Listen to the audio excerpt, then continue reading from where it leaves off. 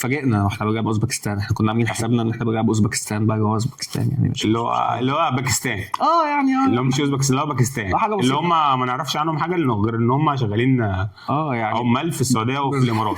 احنا كنا فاكرينهم ان هم دول، احنا فاكرين ان هم دول اللي احنا رايحين نلعبهم، ما نعرفش ان دول ناس ثانيه مش دول خالص. بالظبط.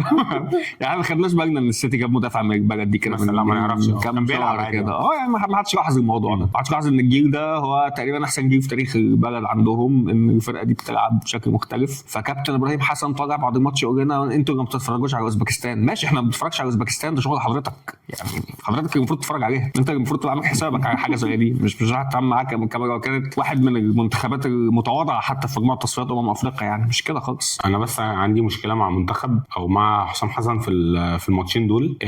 في غيابات، طبعا في غيابات، وكلنا متفقين في غيابات مهمه ومؤثره، وطبعا تاثر على شكل المنتخب، ما فيش اي مشكله.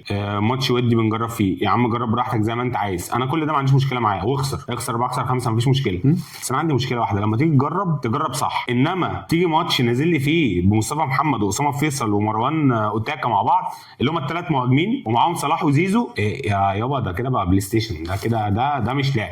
جرب وحط كل اللعيب في مكانه ويلعب ونشوف النتيجه هتبقى ايه. يعني حتى ادي مثلا محمود زلاكا فرصه، ادي فتوح فرصه، ادي الناس اللي انا جايبهم محمد شحاته مش عارف مين اللعيبه، وادي كل واحد فرصه في مكانه. لكن انا لما اجيب مصطفى محمد بيلعب مهاجم، طب واسامه فيصل ومروان دول بيلعبوا فين؟ لما اديهم فرصه في اماكن غلط هيبقى شكلهم وحش، والناس هتقول انت واخد اللعيبه دي ليه في منتخب وهيهاجموهم، فيبقى انت كده حرقته.